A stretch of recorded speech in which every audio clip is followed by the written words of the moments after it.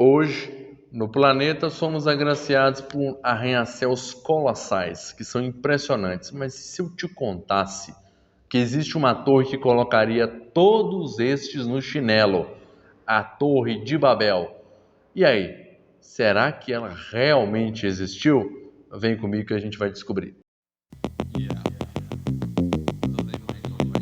A narrativa da Torre de Babel é um mito fundado que explica a razão de existir em diferentes línguas. De acordo com a narrativa de Gênesis 11, 1 a 9, a humanidade unida nas gerações seguintes ao dilúvio, falando uma única língua, migrando para o leste até chegar à terra de Shinar.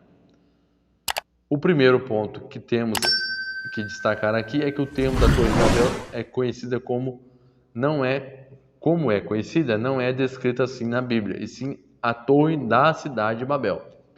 A palavra torre está ligada à torre de vigia, já a palavra Babel vem de Barvel, o portão de Deus.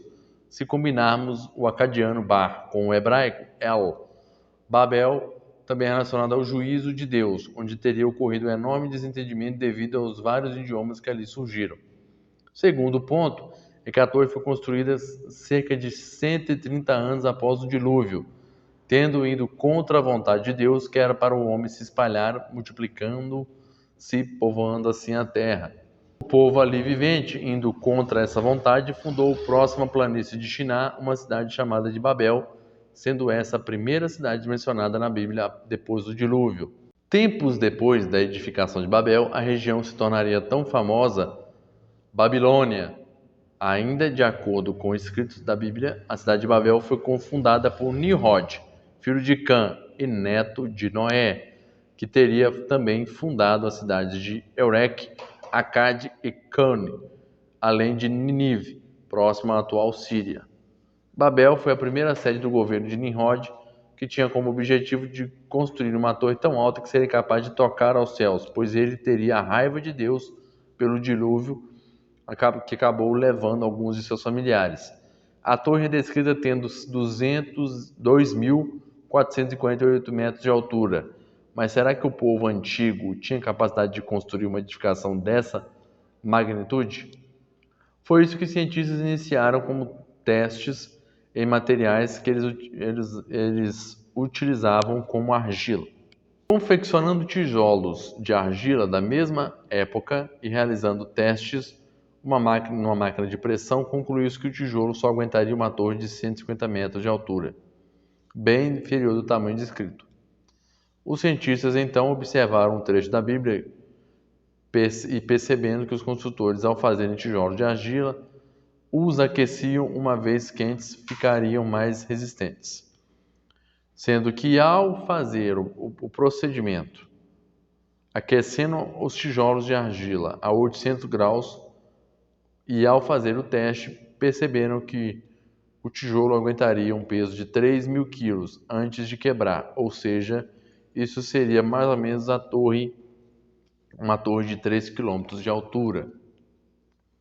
Ou seja, eles tinham capacidade de construir uma torre de 3 quilômetros. Continuando a história dessa construção monumental, o idioma falado ali era adâmico, ou língua de Adão, o primeiro homem da qual Deus, segundo a Bíblia, teria descido para ver a construção da torre, e ao observar que os homens estavam fazendo, disse: se o comum povo, falando a mesma língua, eles começaram a fazer isso, nada que eles planejem fazer será impossível para eles. Venha, vamos descer e confundir sua linguagem para que eles não se entendam. Gênesis 11, 1 a 9. Foi aí que o Senhor então espalhou de lá por toda a terra e eles pararam de construir a cidade. Como citei anteriormente, os cientistas encontraram na Bíblia as seguintes palavras: vinde, façamos tijolos e queimemo-los. Bem, ora, os tijolos serviram de pedra e o betume de argamassa. Gênesis 11, 3. Esses eventos teriam ocorrido na planície de Shinar, narrando assim a construção da Torre de Babel. Agora, de fato, são históricos onde estaria a Torre de Babel hoje. Ainda não foi descoberta. Tá? Não foi capaz de provar algumas das supostas teorias de que a torre poderia ter sido destruída, enfim. Porém, quando a gente chega àquela que se tornou uma dos maiores questionamentos sobre a Torre de Babel, existe ou não, muitas pessoas acreditam que os relatos bíblicos são exagerados e tem outras pessoas que acreditam fielmente neles, partindo pela lógica de que os povos antigos detinham grande conhecimento, como fora provado nos testes de tijolos aquecidos por argila.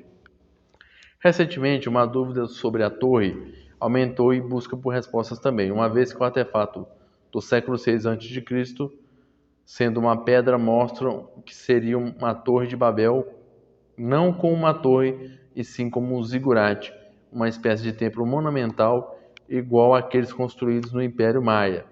A pedra continha um desenho de um zigurate com mais de 7 andares, 7 níveis, junto à imagem de um homem com chapéu sendo encontrada no Iraque. O renomeado professor Andrew George analisou o artefato, percebendo que nele estava uma estrutura repleta de degraus, acompanhada de uma figura que seria o próprio Nabucodonosor II, o rei da Babilônia. E aí vem a pergunta, galera. Com isso que eu te contei, você acha que a Torre de Babel realmente existiu? Será que ela ainda vai ser descoberta?